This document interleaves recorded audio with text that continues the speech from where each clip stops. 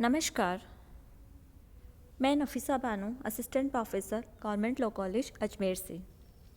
LLB second year के second paper law of crimes Indian penal code के पिछले video में हमने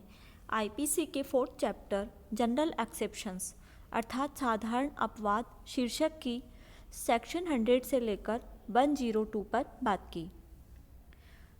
ई लेक्चर की सीरीज़ में इसी टॉपिक को आगे बढ़ाते हुए आज हम बात करेंगे सेक्शन 103 से लेकर 106 तक। As per section 103, when the right of private defence of property extends to causing death.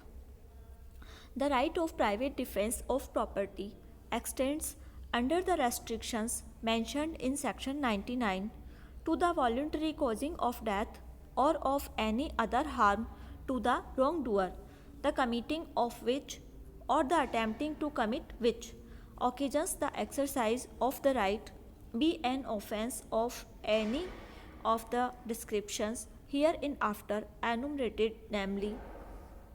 first, robbery; secondly, housebreaking by night; thirdly, mischief by fine committed on any building, tent, or vessel is used as a human dwelling or as a place for the custody of property. Fourthly, theft, mischief, or house trespass. Under such circumstances, age may reasonably cause apprehension that death or grievous hurt will be the consequence if such right of private defense is not exercised। यानी section 103 जो है यह अनन्य रूप से केवल संपत्ति की प्राइवेट प्रतिरक्षा के विषय से संबंधित है और यह उन परिस्थितियों को स्पष्ट करती है जिनके अंतर्गत प्रतिरक्षक अपनी संपत्ति की प्राइवेट प्रतिरक्षा के अधिकार के अंतर्गत मृत्यु या अन्य अपहानि स्वेच्छा कारित कर सकता है। इस प्रकार यह सेक्शन 103 और सेक्शन 100 दोनों के बीच में यह सिमिलरिटी है कि दोनों ही सेक्शंस में प्राइवेट प्रतिरक्षा के अधिकार का विस्तार मृत्यु कारित करने तक का हो जाता है और इन दोनों ही सेक्शंस में दिए गए अधिकार सेक्शन 99 के रेस्ट्रिक्शंस या लिमिटेशंस यानी निर्बंधनों या परिसीमाओं के अधीन है। बस फ़र्क ये है कि सेक्शन 100 में जो है वो शरीर की प्राइवेट प्रतिरक्षा के अंतर्गत वहाँ पे डेथ कारित करने तक का विस्तार हो जाता है उस अधिकार का, जबकि 103 में जो है संपत्ति की प्राइवेट प्रतिरक्षा के अधिकार का विस्तार मृत्यु कारित करने तक का होता है और साथ ही दोनों सेक्शंस में अलग अलग प्रकार के अपराध हैं। तो कैटेगरीज जो है वहाँ पे 7 कैटेगरीज दी हुई है और सेक्शन 103 में 4th कैटेगरी दी हुई है जिनमें मेंशन किए गए अपराधों में इस अधिकार का विस्तार मृत्यु कारित करने तक का हो जाता है। तो ये जो सेक्शन 103 है इसमें वे परिस्थितियाँ बताई गई है जिनके अंतर्गत मृत्यु या अन्य अपहानि कारित की जा सकती है और इस सेक्शन में 4 खंडों के अंतर्गत इन परिस्थितियों को स्पष्ट किया गया है। तो ये सेक्शन स्पष्ट कहती है कि यह अधिकार तब प्राप्त होता है जब इन 4 खंडों के अंतर्गत उल्लेखित अपराध या अपराध का प्रयत्न किया जाता है। पहला खंड ये कहता है कि लूट या लूट का प्रयत्न करने पर इस अधिकार का विस्तार मृत्यु कारित करने तक का हो जाता है। सेकंड क्लोज के अनुसार यह अधिकार रात्रि गृह भेदन यानी हाउस ब्रेकिंग बाय नाइट या फिर उसका अटेम्प्ट करने के मामलों में भी यह अधिकार प्राप्त होता है। थर्ड क्लोज के अनुसार यह अधिकार अग्नि द्वारा रिष्टि के मामलों में प्राप्त है यदि अग्नि द्वारा रिष्टि किसी ऐसे निर्माण तंबू या जलयान को की गई है जिसका उपयोग मानव आवास या संपत्ति की अभिरक्षा के स्थान के रूप में किया जाता है। फोर्थ क्लोज के अनुसार यह अधिकार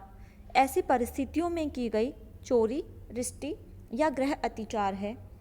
जिनसे युक्तियुक्त रूप से यह आशंका कारित हो कि यदि प्राइवेट प्रतिरक्षा के ऐसे अधिकार का प्रयोग न किया गया तो परिणाम डेथ या ग्रीवियस हर्ट होगा। अब हम बात करेंगे सेक्शन 104 की। When such right extends to causing any harm other than death, if the offense, the committing of which or the attempting to commit which occasions the exercise of the right of private defense, be theft, mischief, or criminal trespass, not of any of the descriptions enumerated in the last preceding section. The right does not extend to the voluntary causing of death, but does extend, subject to the restrictions mentioned in section 99, to the voluntary causing to the wrongdoer of any harm other than death. अर्थात section 104 जो है वो ये कहती है कि यदि वह अपराध जिसके किए जाने या किए जाने के प्रयत्न से प्राइवेट प्रतिरक्षा यानी संपत्ति की प्राइवेट प्रतिरक्षा के अधिकार का के प्रयोग का अवसर आता है,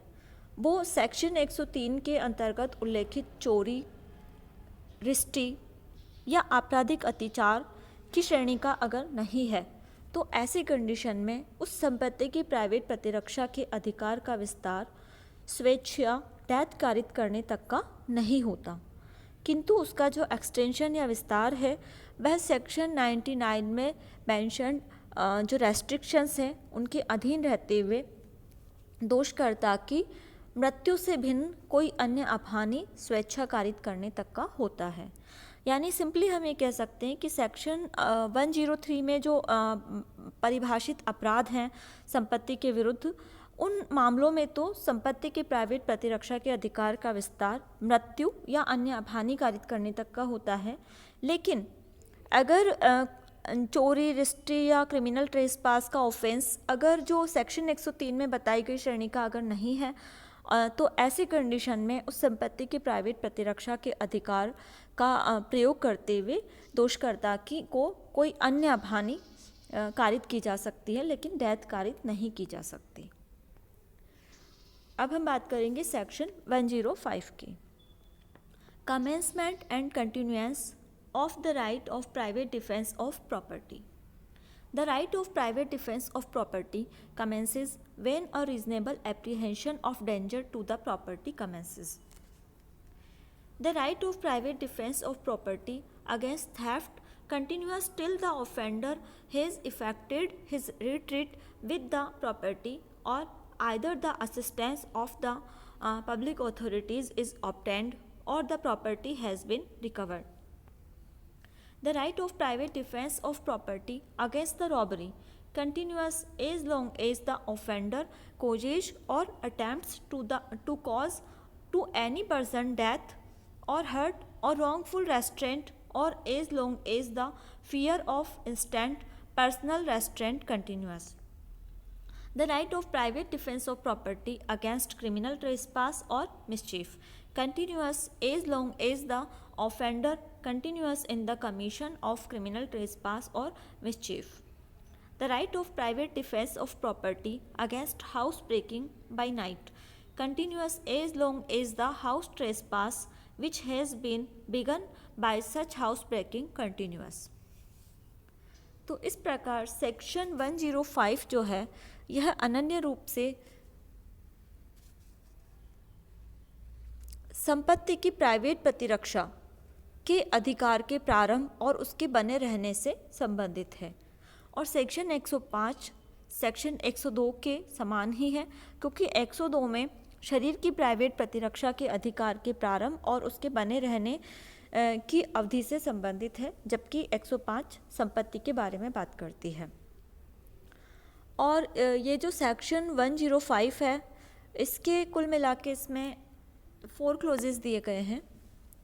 तो इसका जो फर्स्ट पेरा है वो ये कहता है कि संपत्ति की प्राइवेट प्रतिरक्षा के अधिकार का प्रारंभ, मतलब संपत्ति की प्राइवेट प्रतिरक्षा का अधिकार उसी क्षण प्रारंभ हो जाता है जिस क्षण संपत्ति के संकट की युक्तियुक्त आशंका पैदा होती है।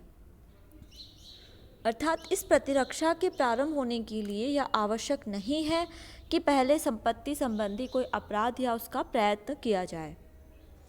यानी यह अधिकार उसी क्षण प्रतिरक्षक में निहित हो जाता है जिस क्षण उसकी या किसी अन्य की संपत्ति के संकट की युक्तियुक्त आशंका प्रारंभ होती है।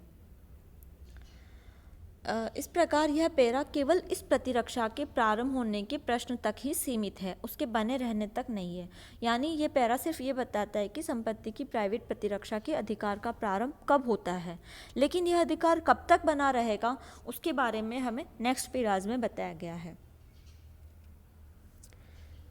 तो जैसा कि यहाँ पे इसके सेकंड पैरा में बताया गया है कि चोरी के विरुद्ध संपत्ति की प्राइवेट प्रतिरक्षा का अधिकार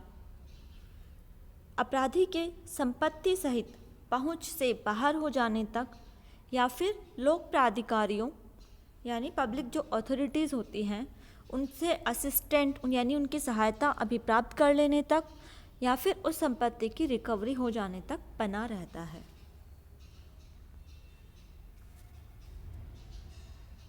और संपत्ति की प्राइवेट प्रतिरक्षा का अधिकार लूट के विरुद्ध यानी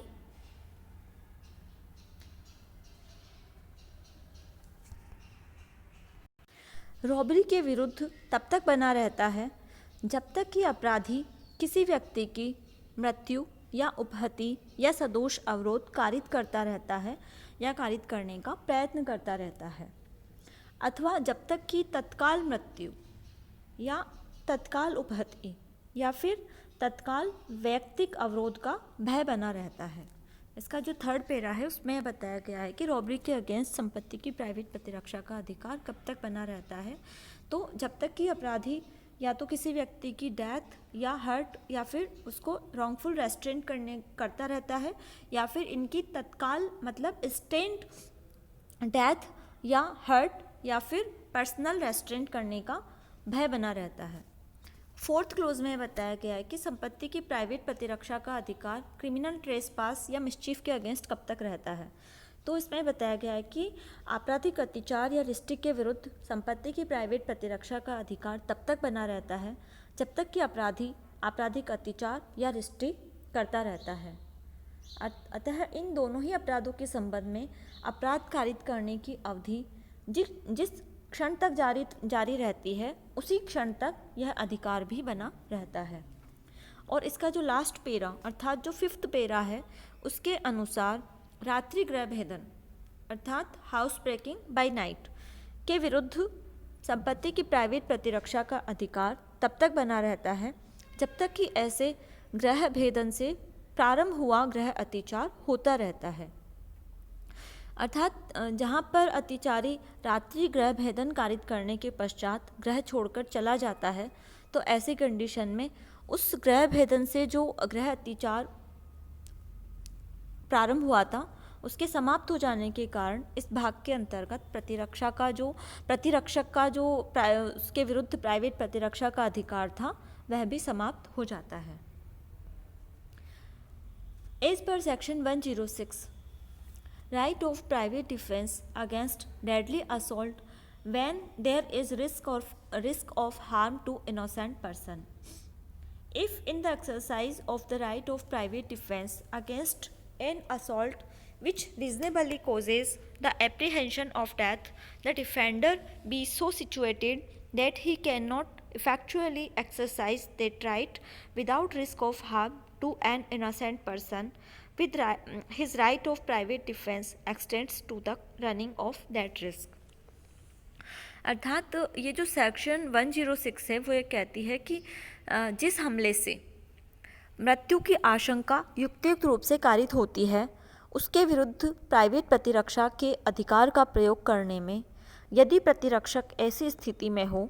कि निर्दोष व्यक्ति की अपहानि की जोखिम के बिना वह उस अधिकार का प्रयोग कार्य साधक रूप से न कर सकता हो तो उसके प्राइवेट प्रतिरक्षा के अधिकार का विस्तार वह जोखिम उठाने तक का है।